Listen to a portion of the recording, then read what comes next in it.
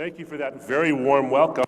Last night we were at Hill Auditorium in that other school down south, which is, by the way, my alma mater, as you've probably read in the program. And yesterday I had the home court advantage.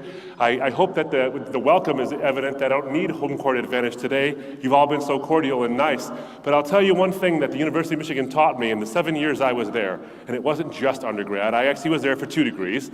It gave me the good sense to marry a Spartan.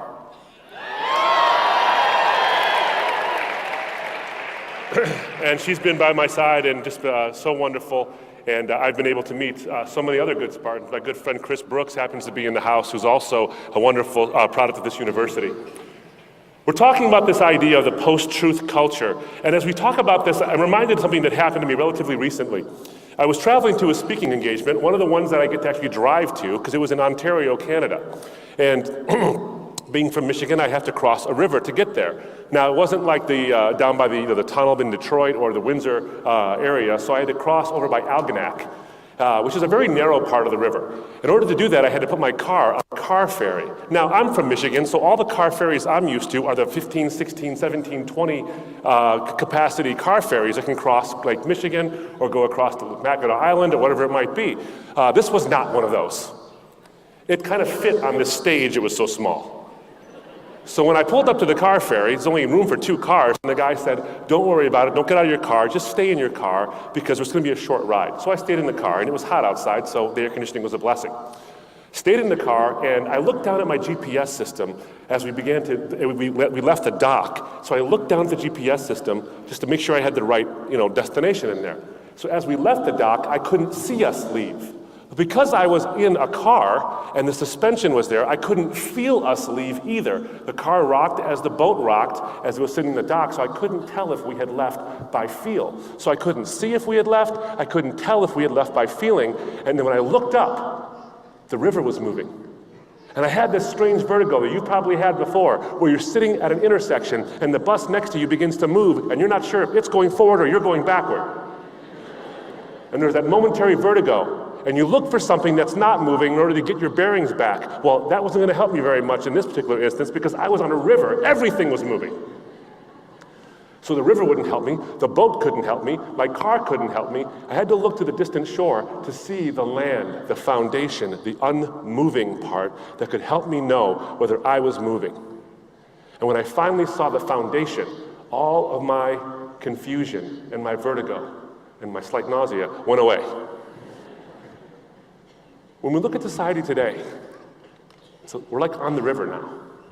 And we seem to like being on the river. We don't want to have fixed points of reference. We want to float along, either being carried by the waves or swimming against the current, whatever our personal preference has to be, because that's what is important nowadays. Not what's true, but what's preferable.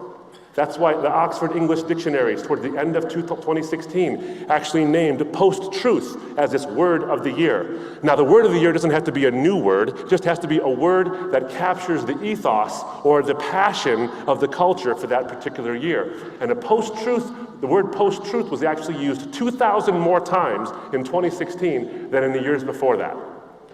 And what a post-truth society is, according to the Oxford English Dictionary, is one that elevates preferences and opinions over facts and truth. It elevates preferences and opinions over facts and truth. So it recognizes, in distinction to postmodernism, it recognizes that truth actually exists. It just elevates preferences over it. Truth exists, we kind of don't care as long as we get what we want. And there are those, the men of steel and the women of steel, who want to tell you that their voices can get you what you want. And they're the ones who say, we have the answers. But all of this is leading to a culture of confusion. It reminds me of the song that was so popular in the 80s when I was growing up, which dates me terribly, but a song called The Land of Confusion by the band Genesis, which was popular during the Cold War, when everyone was afraid that the Russians and the United States would annihilate the entire world. Remember what the words were? Oh, Superman, where are you now? When everything's gone wrong somehow, these men of steel, these men of power are losing control by the hour. Does that not describe today? Could that song not be written yesterday? We're afloat in this culture of confusion. But how did we get here? How do we arrive at a place where truth is not as important as personal preferences, even when we acknowledge it exists? Biblically speaking, I'll tell you this. If you go back to the very beginning, the Bible actually describes for you and for me how this happened. You see, the post-truth culture is not new. It germinated in a garden many, many, many, many centuries ago. It's only come to full fruition and flowering in our day. Adam and Eve, the Bible says, walked and talked with God in the cool of the day. They literally had an experience with the very essence of truth. And God said to them, all of this is yours, but if you eat of this one tree, that's the problem. Don't eat of this one tree. And then Satan comes along and says, did God really say that? Did God really say don't eat of this, and yet you really die in the very day that you eat of this? God doesn't want you to eat this tree, because when you eat this tree, you'll be like God. You'll be able to determine what's right and what's wrong. They had the truth. They knew the truth, but they preferred autonomy. They wanted to be God, not to be with God. He offered them relationship, and they rejected it. They said, we want autonomy. This is something that's been endemic, I think, in society ever since those days. When you look at the philosophical big boys and all these men, you look at Protagoras, for example, when he said, man is the measure of all things.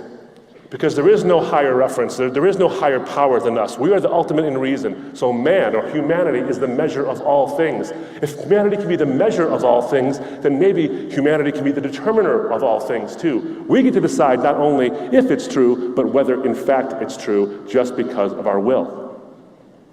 It's not a new thing, this culture we're in. It germinated in the garden, it was seeded through the philosophers, and it's come to fruition today through social media and other places. Why has this happened? Why? I firmly believe this. We recognize truth, but subordinate it to preference because we have sacrificed truth and clarity on the altar of human autonomy. What I mean by autonomy is not freedom. They're not the same thing.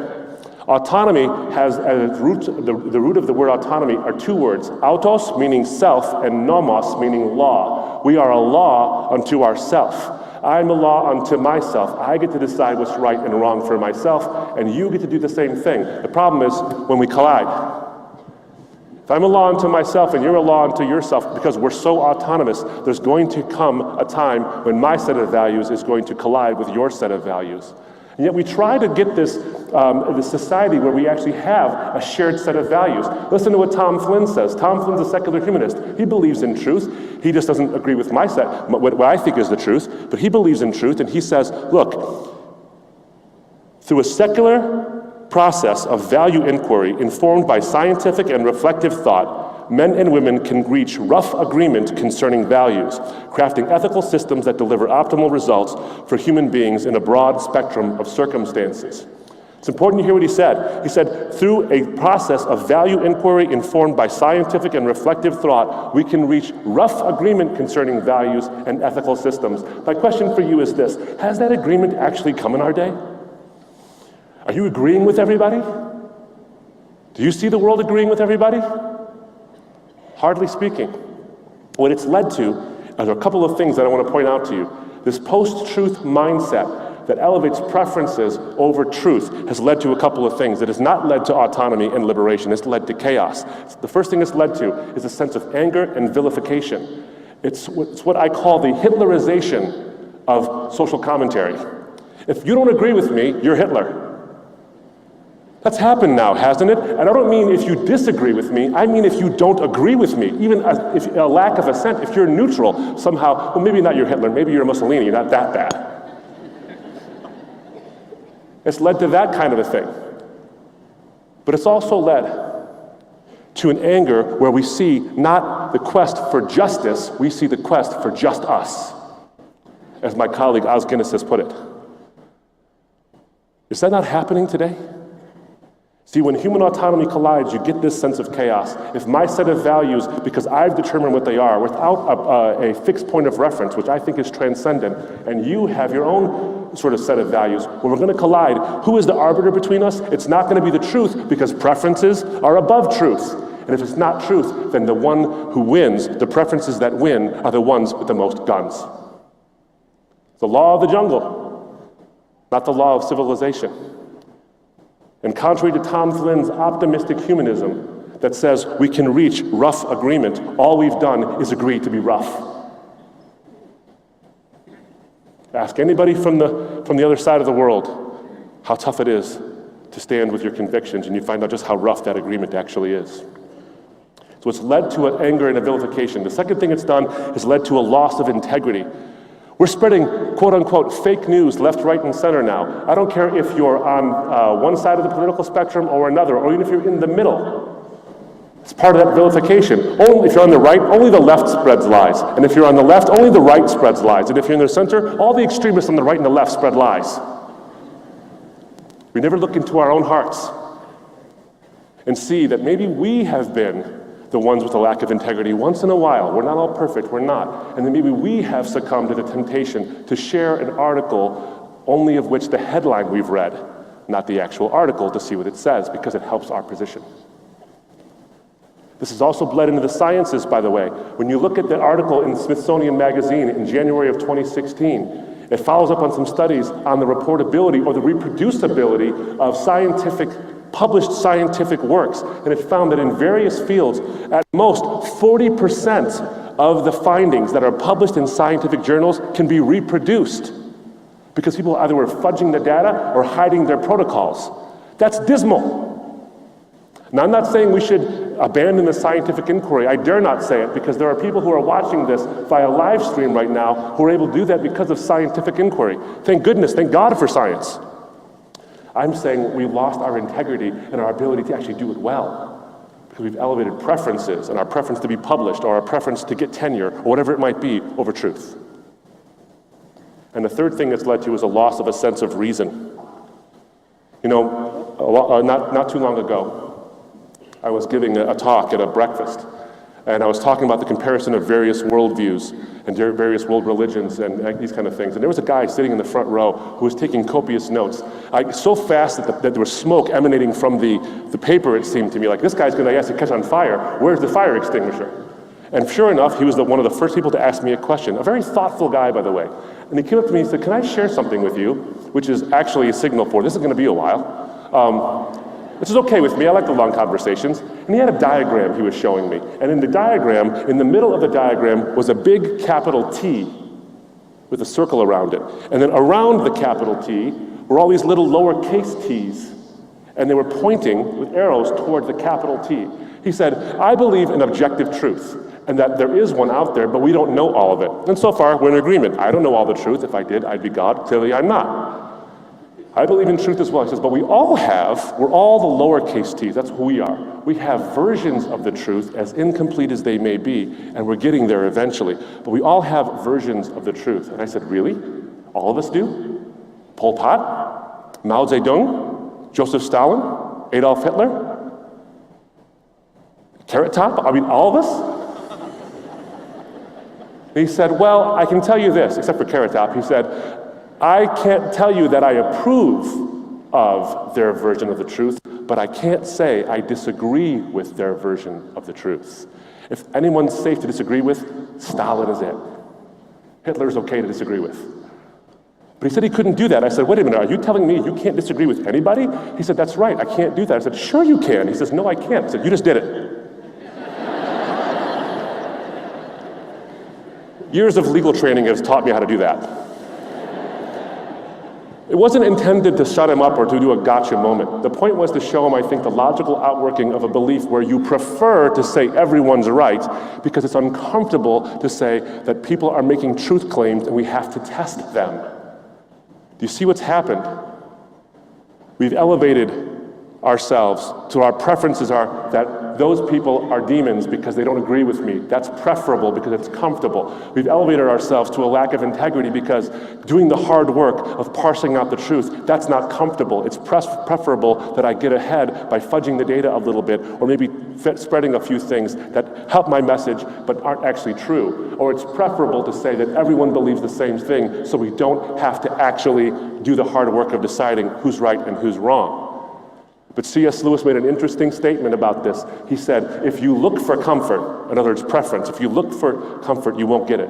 What he says is this: if you look for truth, you may find comfort. And we used to look for truth.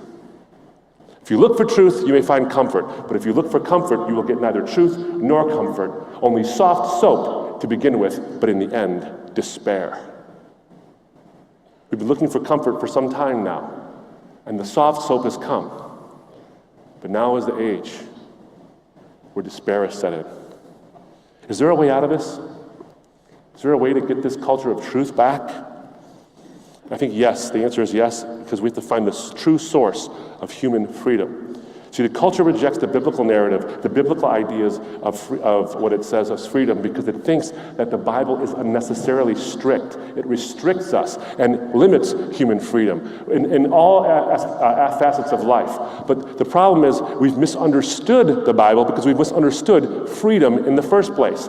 We want autonomy to be a law unto ourselves. The Bible actually does stand against unfettered human autonomy because it knows that that leads to chaos. What the Bible actually is for freedom, and freedom necessarily has boundaries. I'll give you an example of this. I have 3 kids, and when they were much younger, we have a backyard that backs up to a main road.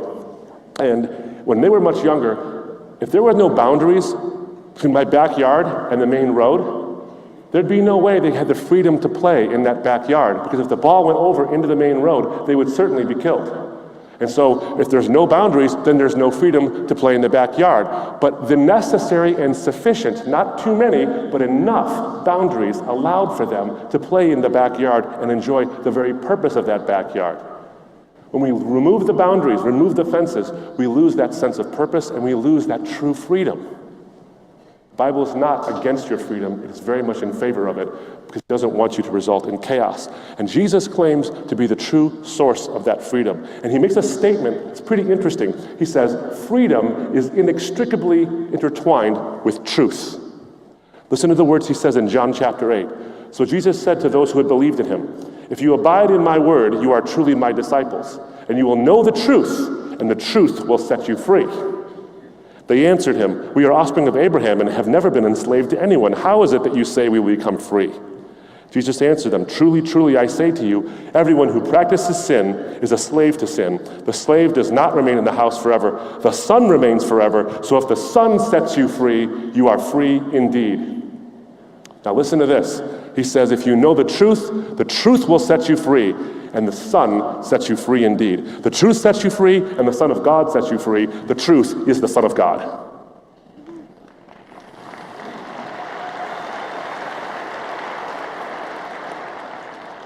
Now, why I think that's important is because you can say, that's an audacious statement. How dare you make such a claim? It's an audacious statement. I didn't say it, I just quoted it. But Jesus makes this audacious statement to be truth personified. And you might be asking the question, why should we believe that? Who does he think he is? You know what? The people who were around him asked that very reasonable question as well. They said, who does this man think he is? They asked him directly, who do you think you are? And he said, if you destroy my body, I will raise it up again in 3 days. That's either true or it's false. If the body stayed in the tomb, he's a charlatan. If the body didn't stay in the tomb and it was risen from the dead, then he is to be believed. People often ask me, when Jesus says he's the way, the truth, and the life, why do you believe him? Having seen the historical evidence that Jesus actually did rise from the dead, a very defensible case for the historical resurrection, I say this, I believe Jesus because he rose from the dead, and guys who rise from the dead have credibility. Now, the culture says that preferences over truth leads to autonomy. The Bible points out that autonomy over truth leads to chaos. But Jesus says that he is the embodiment of truth, and he sets you free. What is that freedom he sets you free to? 2 things. It sets you free to the knowledge of who you and I really are. And there's this sort of dichotomy between these things. One is that we're sinners, every one of us, you and I. None of us is perfect, and if you're perfect, raise your hand, come on up here. But here's how I know you're not. If I could take the thoughts you had in your head for the past 24 hours and put them on these 2 screens to show to everybody right now, who's going to volunteer? I doubt you would. And if you say I will, then you're breaking commandment, you're lying. That's what it means to be in need of a Savior. Jesus says that out of your heart and my heart come evil thoughts, murder, adultery, slander, false testimony, and all these terrible things that defile somebody. He described me. I'm not saying this about you. I'm saying this about me. And you know it's about you as well. He doesn't tell you. See, Jesus is not a post-truth man. A post-truth man would tell you what you prefer to hear, not what's actually true. Jesus tells you what is true, not what you want to hear. He's not trying to sell you something. He's trying to tell you like it is. That's refreshing, because he's not interested in popularity. If he was interested in popularity, he'd tell you, do enough good things and you can get to God, or you can become God yourself, or whatever it was. He didn't tell you that. He'd tell you you're a sinner in need of a Savior.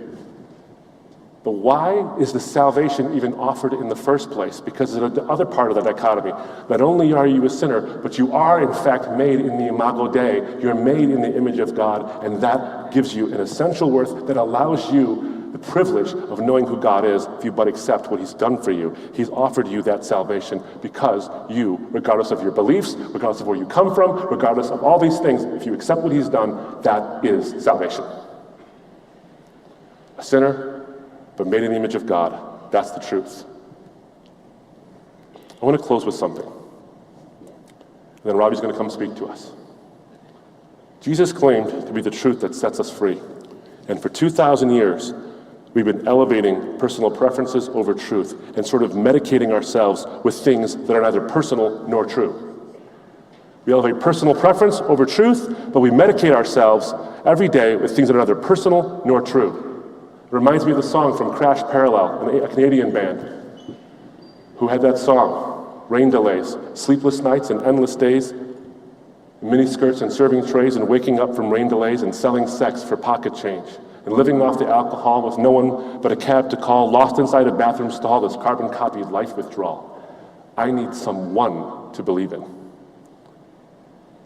Driving cars we can't afford, just making sure we're never bored, living off our own accord between coffee grounds and corner stores, and chasing dreams with fishing nets, and limousines and cigarettes, and long weekends without regrets.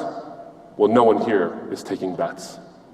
I need someone to believe in, someone to fill this space with grace, to look into my eyes and touch my face, someone to make me belong, someone to make me strong, someone to make me alive. We're looking for things, but neither true nor personal. And Jesus says, I am the very personification of truth. I want to invite you to consider that. We elevate personal preference over truth, but we can find real freedom in Jesus because in him and in him alone, truth is personal. Thank you so much. God bless everybody. Come on up and speak.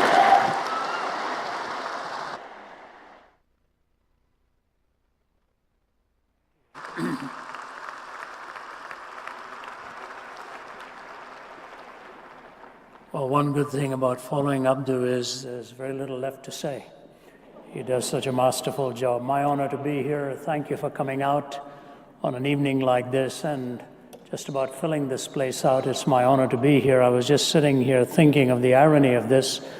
One is a Lebanese stock, I'm of Indian stock, and here we are at the University of Michigan or Michigan State saying, ask us anything, whatever you want.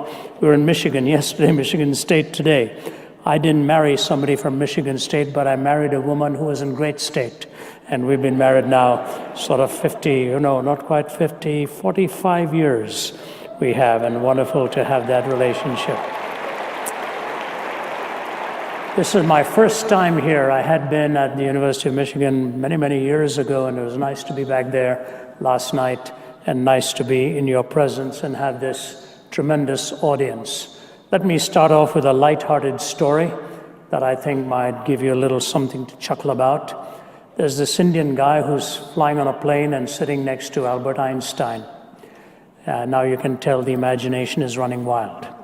So Einstein looks at him and says, you know, we've got a long flight. Why don't we play a game? I'll ask you a question. If you can't answer it, you pay me $10. He says, wait a minute, you're Einstein. He says, yeah, but then you ask me a question. If I can't answer it, I'll pay you $50. He said, so if you can't answer my question, you pay me $50, he said to Einstein. He said, that's right. And if I can't answer your question, I just pay you $10? He said, that's right. He said, well, sounds fair. Let's go for 2 or 3 rounds. But since you began this, Mr. Einstein, what is your first question for me? And Einstein said, how far is the moon from the earth? And the Indian said, you know what, I have a general idea, but I don't think I have the exact distance, so here's $10 for you. So Einstein said, now it's your question. So the Indian said, what goes up the mountain with 3 legs and comes down with 4 legs? And Einstein started thinking of all of his studies in entomology and so on and so forth. What goes up the mountain with 3 legs and comes down with 4 legs? And Einstein dipped into his pocket and gave the Indian $50. So now it was Einstein's turn again. He said, before I ask you my question, what does go up the mountain with 3 legs and come down with 4 legs? And the Indian dipped his hand into the pocket and gave him $10.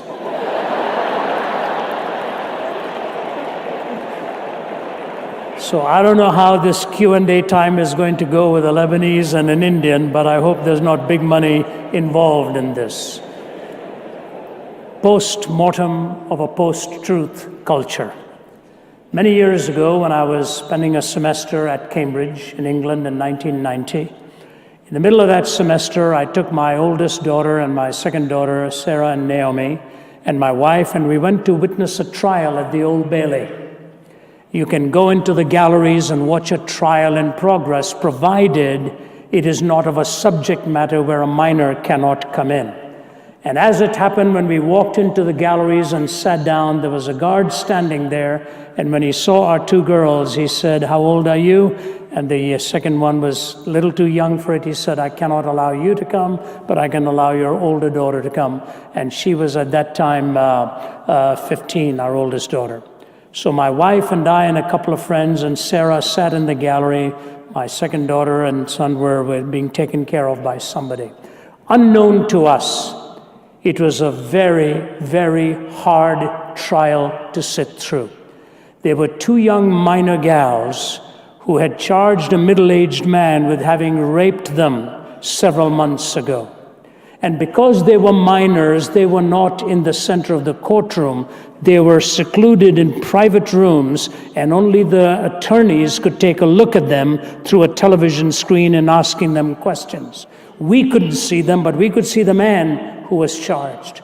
And I remember how the human heart works immediately, looking at him and starting to make some judgments, which were not good and probably not even fair. But I thought to myself, how could a man like this sitting there have exploited and abused 2 young gals like that? And the questioning began. We sat through it. My daughter, who wanted to go into law later on, said, I really want to watch this, Dad. And then the man defending this client took to the lectern. And he said something fascinating to begin with. He looked at the television monitors and he said, I want you girls to know, I am not here to hurt you. I am not here to make it difficult for you. I'm not here to embarrass you. And if you don't want to get into any details, you don't need to get into any details. But I want to tell you why I'm going to talk to you. I'm only interested in one thing, just one thing. When I ask you a question, tell me the truth. That's all I want to know. And if you don't want to answer the question, I will allow you to say, I don't want to answer that question. But if you answer my question, tell me the truth. Do you understand what I'm saying? And the girl said, yes, we do. So he began. He said, you know, this happened many, many months ago. Why did you choose to wait so many months before you told your parents? And they went into their answers in a childlike way, and you were listening to their sweet little voices. And the resistance to that individual was building the whole time. But then he shot this question. He said, is it true that on the night you told your parents, 1 hour before that, this man saw you at a place that you did not wish to be seen? And when he saw you, you expressed shock And he told you when he got back home that night, he was going to come up to your home that evening and tell your mommy and daddy where he saw you and what you were doing. Is that true? One was silence, and the other one said, I can't remember. I can't remember. I said, okay. And gradually the case began to collapse. I don't know what really happened. I couldn't know with the brevity of time that we were there. But it was amazing that my 15-year-old daughter, too, as we walked out, Dad, something's not right with this whole story. Something's not right. You see, whatever was going to happen that night, one of two things was a certainty: that a man's reputation was going to be tarnished. And the other certainty was, if it truly happened, two young girls' lives were going to be permanently damaged, physically, psychologically, emotionally, which means we needed to know the truth. What really happened? Truth is primarily a property of propositions, which conforms to reality when an assertion is made as that reality really is. That's why Winston Churchill, talking about warfare, made this comment. He said, the most valuable thing in the world is the truth. The most valuable thing in the world is the truth. In fact, it is so valuable that oftentimes it is hidden by a bodyguard of lies. Natan Sharansky, the Soviet political prisoner, when he was released and went on to his homeland of Israel, came back returning with his wife, and as he went to the prison where he'd been incarcerated for all those years in solitary confinement, asked if he would go enter in. And as his wife was holding his arm and walking in, he paused and said, "Do you mind if I go at it alone for the first few minutes? Because this is where I actually found myself." She stepped back. He went in. Came back about 30 minutes later, and it was obvious the tears had been running down his face. And he asked for his wife to see the prison, and then he said, "Before I talk to you as press reporters, can I please go to the gravesite of the great physicist Andrei Sakharov, who gave to us the atomic bomb? I want to lay a wreath at his grave." And they wondered what was happening. So he goes and lays a wreath at the grave of Andrei Sakharov and comes back to a battery of microphones, and he says this to the media. He said, before Sakharov died, he made this comment. He said, "I always thought that the most powerful weapon in the world, was the atomic bomb. He said, I have changed my mind. The most powerful weapon in the world is not the atomic bomb. The most powerful weapon in the world is the truth." It's the most valuable thing in the world, says Churchill. It's the most powerful weapon in the world, says Andrei Sakharov. And you and I now live in a post-truth culture, so-called. There's a soft meaning to it, which Abdu has dealt with, and the idea being that my feelings and emotions and desires outweigh the facts. But there's a hard reality to the post-truth culture. It goes one step further. I am giving myself permission to even fabricate a story and manufacture a story and tell you things that I know are untrue, because the goal I have in mind is a noble goal for something greater, so I can make up stories which are untrue in order to attain a greater end. That is really the hard meaning of the post-truth culture, and The Economist magazine, which dealt with it, gives these ideas to you and to me. The soft version, the facts don't matter, my feelings and desires do. The harder version, I'm even allowed to fabricate and tell you falsehoods in order that I may attain something even greater. Many years ago, the former Soviet Union shot down the plane KAL-007. I remember many times taking that flight and my wife taking it. And I shuddered when I saw that it had been shot down by a pair of planes, and all of those on board came just spilling down to the earth. in bits and pieces. And there the Korean people were waiting at the Seoul airport, waiting for their family to arrive, only to find out the commercial airliner had been gunned down by the Soviets. An interchange took place. And the fascinating thing is that you had Vladimir Posner of Pravda interacting with William Safire on the American side. And William Safire asking Posner, how in the name of reason could you do this? And he went on to say, Posner said, well, you know, the lights of the plane were not on. We commanded the captain to turn the lights on, and he did not turn the lights on. We had no choice but to conclude it was on an espionage mission. William Safire looked at him and said, that's interesting, Vladimir. In the script that we now have from the black box, it says that the lights were on. Posner said, you got that wrong, Mr. Safire. What was happening was the two Russian pilots, one on either side of this plane, when they referred to the lights being on, one pilot was referring to the other pilot's lights being on, not the commercial airliner. Safire shot back. He said, do you want me to give you the exact wording of what one of your pilots said to the other pilot? He said, Vladimir, here are the words. Target's lights are on. There was pin drop, silence. The irony of the Russian newspaper is that it's called Pravda, which means truth.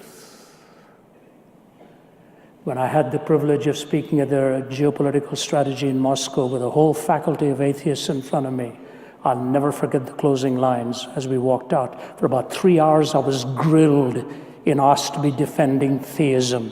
It was a torturous 3 hours with the hostile looks in their eyes. My wife was sitting next to me, one of my colleagues. As I answered their question, one after another, you could see the softening come upon their faces.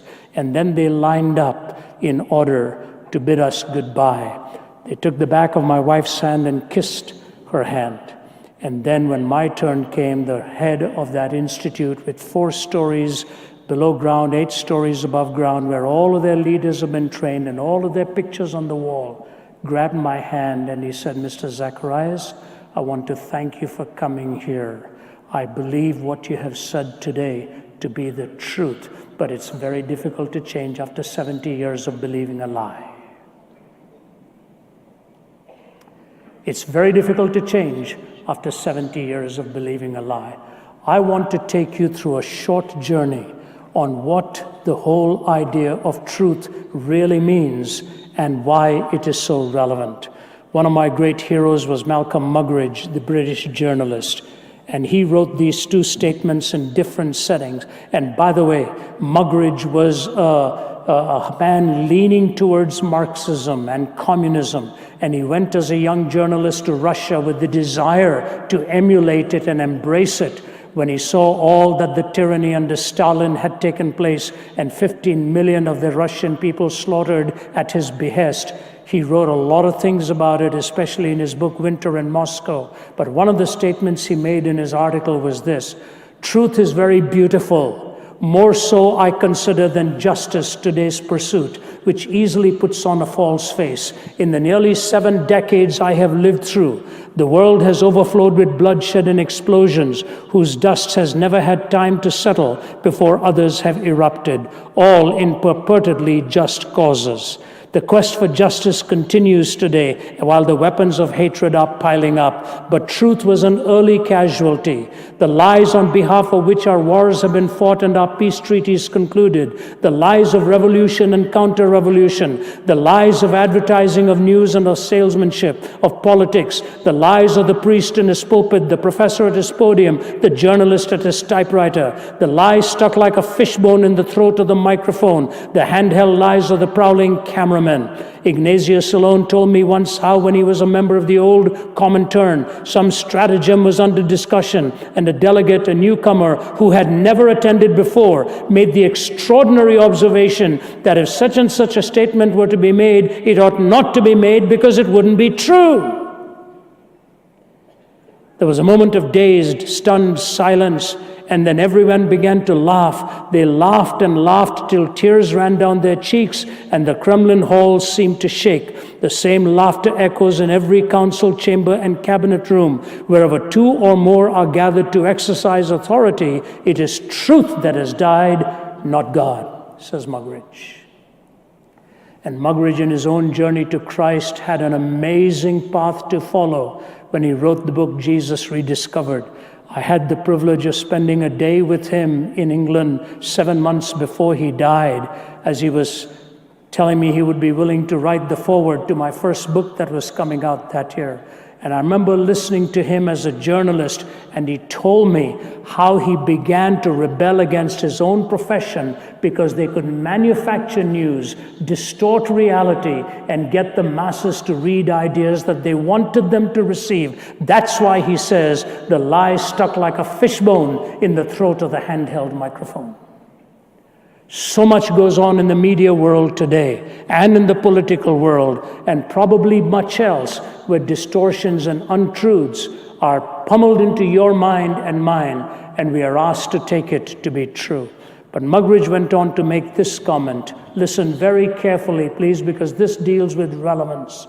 In this Sargasso Sea of fantasy and fraud, how can I or anyone else hope to swim unencumbered? How can we learn to see through and not with the eye? How do I take off my own motley and wash away my own makeup? How do I raise the iron shutter and put out the studio lights, silence the sound effects and put the cameras to sleep? May I ever watch the sunrise on Sunset Boulevard and set over Forest Lawn? Can I find furniture in the studio props, silence in a discotheque, love in a striptease, read truth of an auto cue, catch it on a screen or chase it on the wings of Muzak? Can I view it in living color with the news, hear it in living sound along the motorways? No, not in the wind that rent the mountains and broke in pieces the rocks, not in the earthquake that followed, nor in the fire that followed the earthquake, but in a still small voice, not in the screeching of tires either, or in the grinding of brakes, or the roar of jets, or the whistle of sirens, not in the howl of trombones,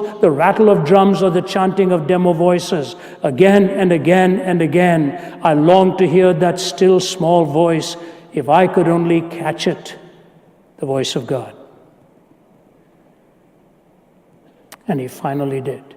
You see, truth on all things matters, but it matters most of all about why you and I are here in the first place.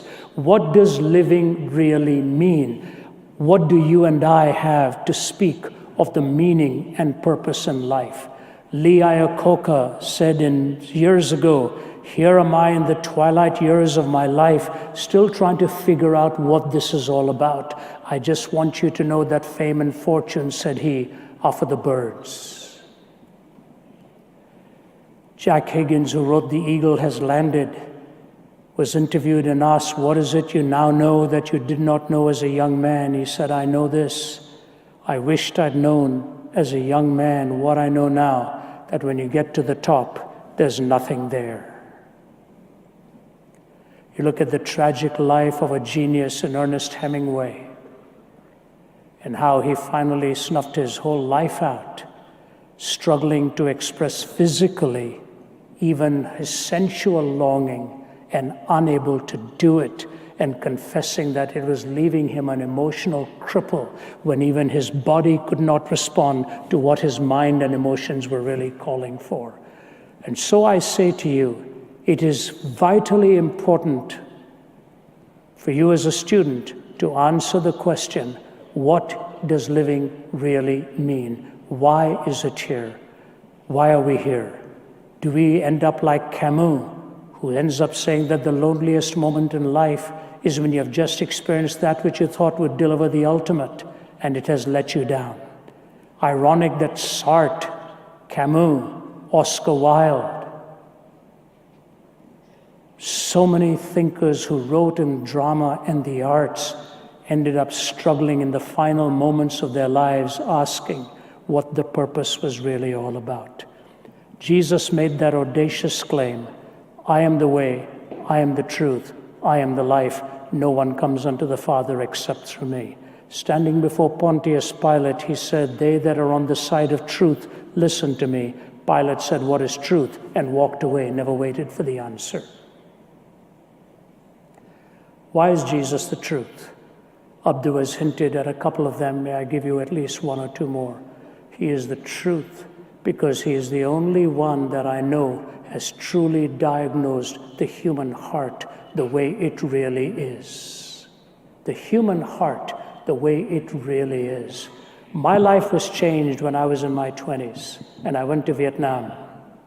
No, I didn't go to fight the war. I went there as a chaplain's assistant. I was a student in Toronto, Canada at that time.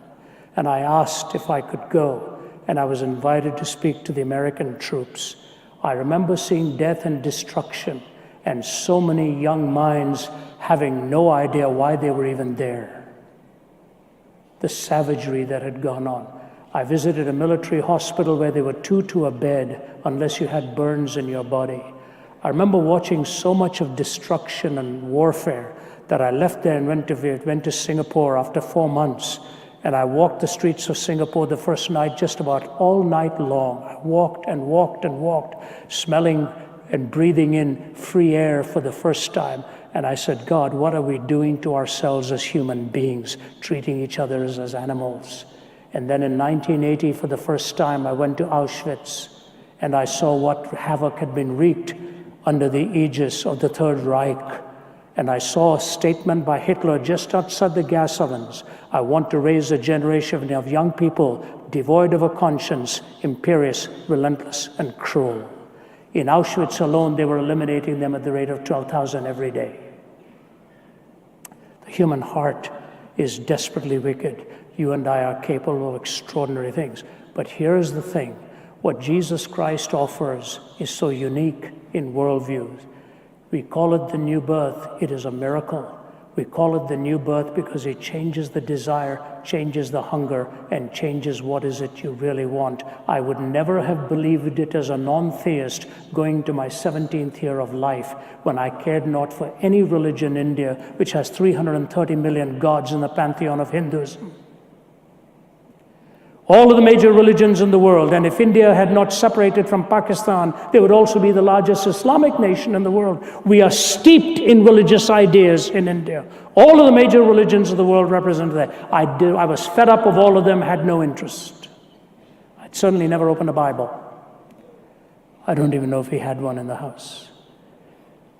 But there I was at the age of 17, having tried to take my own life because I had no meaning. I had no meaning. I had to admit it. And in that hospital room at the age of 17, a Bible was brought to me and given to me. I couldn't hold it. My body was dehydrated. And the man who brought it wanted to read it to me. My mother said, I don't even know how you've come in here. My son's dying. He said, Madam, he needs this more than anything else. She said, leave it with me. And he opened it to John chapter 14, where Jesus said, I'm the way, the truth, and the life. My mother, with her stuttering English in the King James Version, started to read it to me. And then these words, because I live, you also shall live. I turned my life over to Christ. My father would tell you if he were alive today, he would never believed what happened to his son and never would have believed what ultimately happened to him. Christ is the transformer of the human heart. He changes us from our derelictness to give us new hungers, to give us new hope, to give us new meaning. I would not be doing this now as a 70-year-old around this world if I didn't truly believe that Jesus Christ not only describes your heart, but offers the cure for your malady and changes that heart, changes the hungers. And so, I close with this.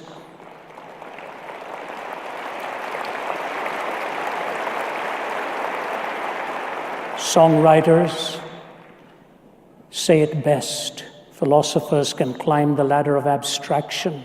Theorists can use words.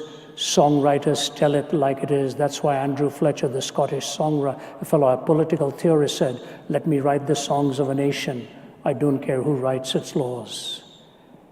Here's one from the Moody Blues in the 70s. Cat's Foot, Iron Claw, Neurosurgeon, Scream for More, From Paranoia's Poison Door, 21st Century Schizoid Man, Blood Rack, Barbed Wire, politicians, funeral fire. I'm sorry, that's not Moody Blues. I've got another one coming in Moody Blues. You know who, I think this was King Crimson. Cat's foot, iron claw, neurosurgeons scream for more from paranoia's poison door, 21st century schizoid man. Blood rack, barbed wire, politicians, funeral pyre, innocents raped with napalm fire, 21st century schizoid man. Death seed, blind man's greed, poets starving, children bleed, nothing he's got, he really needs, 21st century schizoid man. The walls on which the prophets wrote is cracking at the seams. Upon the instruments of death, the sunlight brightly gleams. Will no one lay the laurel wreath as silence drowns the screams? Between the iron gates of fate, the seeds of time are sown, watered by the deeds of those who know and who are known. Knowledge is a deadly friend when no one sets the rules.